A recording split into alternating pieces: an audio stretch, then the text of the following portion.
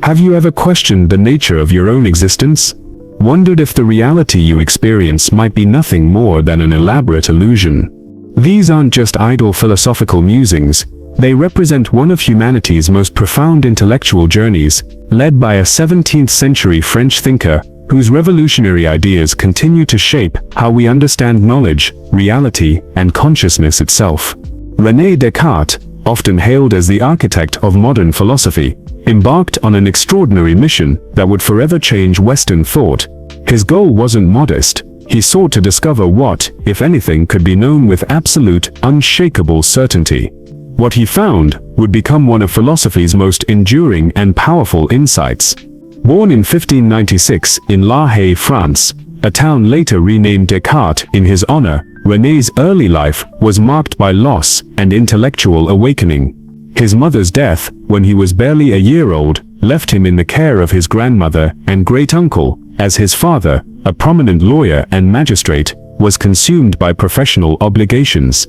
This early separation from traditional family structures may have contributed to Descartes' later tendency toward independent thinking.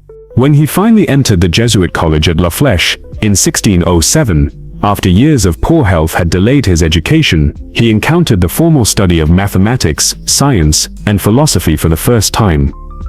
It was here that a crucial realization dawned. He knew far less about the world than he had imagined. Yet within this humbling discovery lay a seed of inspiration. Mathematics struck him as fundamentally different from other subjects. It offered a method of reasoning that seemed to produce reliable, consistent results. Unlike the philosophical debates that often led to endless disagreements, mathematical proofs provided certainty. This observation would later become central to his revolutionary approach to philosophy. Following family expectations, Descartes pursued legal studies at the University of Poitiers, earning his degree as planned. But the conventional path of becoming a lawyer held no appeal. Instead, he chose military service, hoping to become an officer while studying military engineering.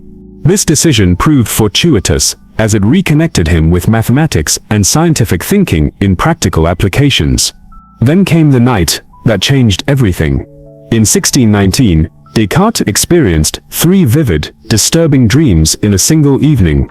These weren't ordinary dreams. They were so intense and meaningful to him that they seemed like divine revelations. Through his interpretation of these nocturnal visions, he became convinced that his life's purpose was nothing less than reforming all human knowledge by applying mathematical and scientific methods to philosophical inquiry.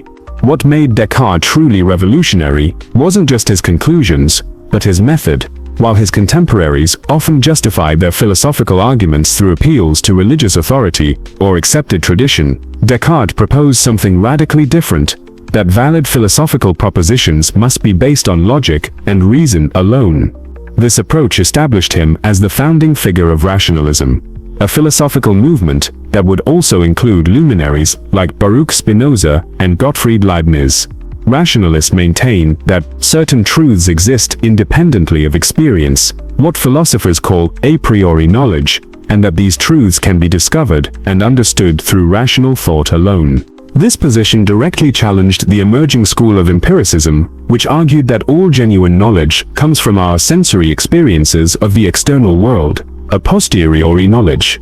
The tension between these two approaches would define much of subsequent philosophical debate. Complicating matters further was the growing influence of skepticism, partly a legacy of the Renaissance era's questioning of traditional authorities.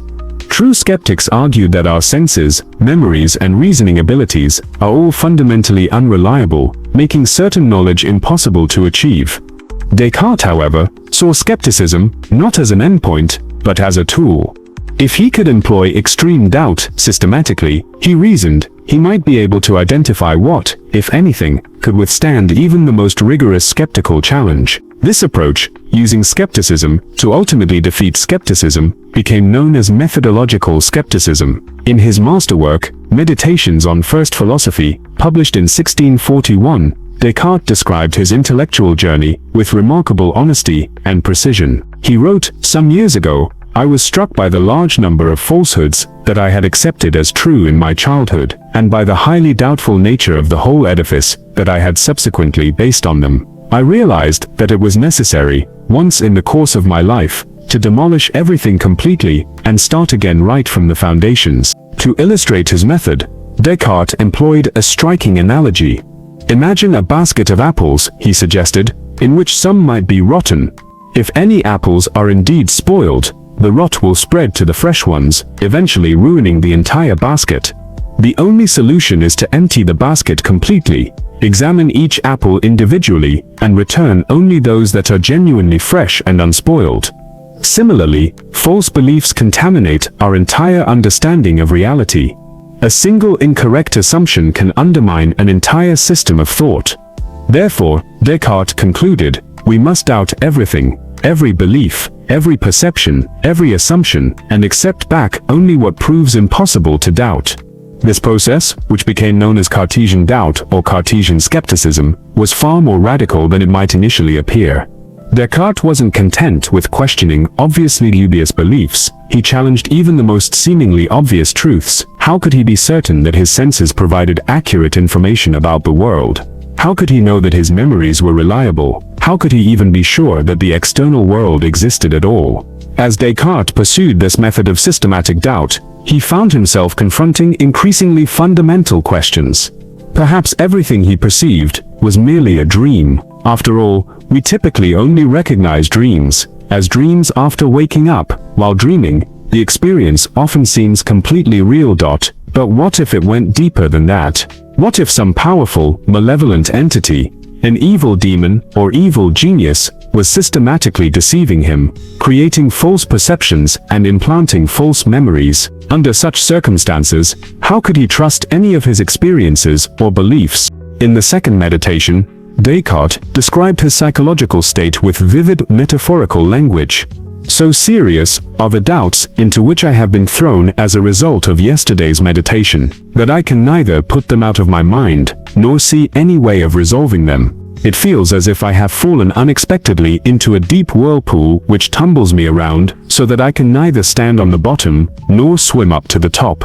Yet even in this state of radical uncertainty, Descartes maintained his resolve. Like Archimedes, who claimed he could move the entire earth if he had just one firm and immovable point on which to place his lever, Descartes sought that one unshakable truth that could serve as the foundation for all subsequent knowledge.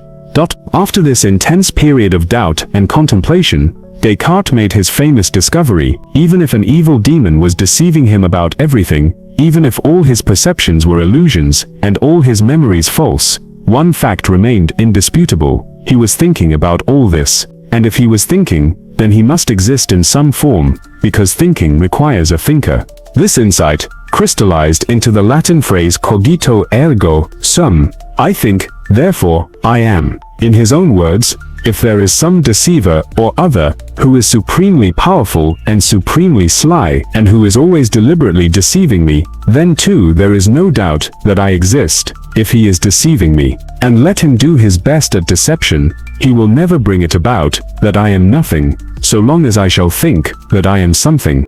The cogito represents more than just a logical argument. It's an immediate, intuitive certainty that emerges from the very act of doubting.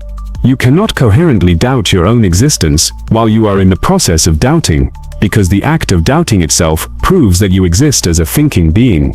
This discovery provided Descartes with his Archimedean point, the solid foundation from which he believed he could rebuild the entire edifice of human knowledge. The cogito wasn't just resistant to skeptical doubt, it actually grew stronger the more one tried to doubt it. With the cogito established, Descartes attempted to construct a broader philosophical system. From the certainty of his own existence as a thinking being, he tried to prove the existence of God, and establish what philosophers call mind-body dualism. The idea that mental and physical reality are composed of fundamentally different substances. His argument for dualism seemed straightforward to him. He could doubt the existence of his body, but he could not doubt the existence of his mind. Therefore, mind and body must be separate entities, composed of different types of substance: thinking substance res cogitans, and extended substance res extensa. His proof for God's existence relied on what philosophers call the ontological argument. Since he could conceive of a perfect being God, and since all things must have an adequate cause for their existence, the idea of perfection in his mind must have been caused by something that was actually perfect, namely, God himself. However, these subsequent arguments proved far more controversial and less convincing than the cogito itself. Critics pointed out numerous problems with both the dualist argument and the proof of God's existence. The inability to doubt something doesn't necessarily prove that it exists independently, nor does the capacity to conceive of perfection prove that perfection actually exists in reality. While Descartes' attempts to build a complete philosophical system on the foundation of the cogito may have been problematic, the cogito itself remains remarkably durable. Even today, philosophers continue to grapple with its implications and attempt to refine or refute it. Some critics have pointed out that the cogito assumes the existence of an I that does the thinking, when perhaps there are just thoughts without a thinker.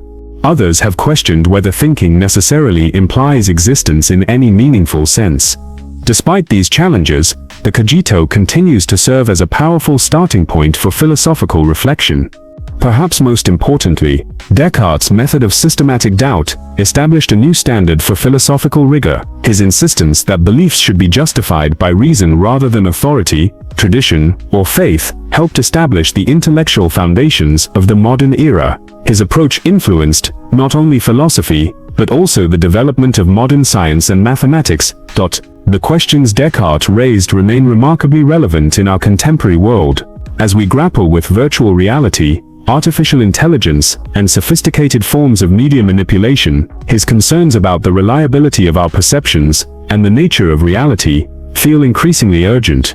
In an age of fake news and digital deception, the Cartesian project of finding solid ground for knowledge takes on new significance.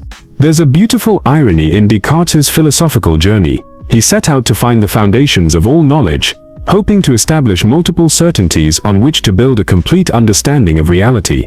Instead, he may have discovered the only thing we can know with absolute certainty, our own existence as thinking beings. This limitation isn't a failure of Descartes' method, but rather a profound insight into the human condition. Perhaps absolute certainty is available to us in only this one instance, and for everything else, we must rely on probability, evidence, and reasoned judgment, rather than absolute proof. The cogito teaches us that even in our deepest moments of doubt and uncertainty, there remains something unshakable, the reality of our own conscious experience. Whether we're dreaming or awake, being deceived or perceiving accurately, existing in a physical world or a virtual simulation, the fact of our thinking, questioning, doubting existence persists. Descartes' method of systematic doubt offers valuable lessons for contemporary life. In an era of information overload and competing claims to truth, his approach suggests the value of periodic intellectual house cleaning. Just as he emptied his basket of beliefs to examine each one individually, we might benefit from occasionally stepping back from our assumptions and examining them critically. This doesn't mean we should doubt everything all the time. That would be paralyzing and ultimately counterproductive. But periodic, systematic examination of our beliefs, especially our fundamental assumptions about reality, knowledge, and values, can help us identify and discard false or harmful ideas, while strengthening our commitment to those that prove most reliable and valuable. The cogito also reminds us of the irreducible reality of subjective experience. In debates about consciousness, artificial intelligence, and the nature of mind, Descartes' insight remains relevant. Whatever else we might doubt about the nature of consciousness or its relationship to physical processes, the immediate reality of our own conscious experience remains undeniable.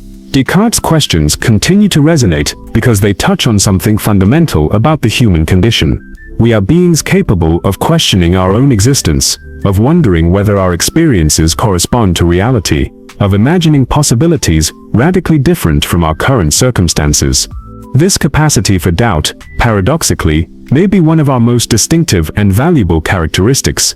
The very fact that we can ask these questions, whether we exist, whether our perceptions are reliable, whether our world is real, demonstrates something remarkable about human consciousness.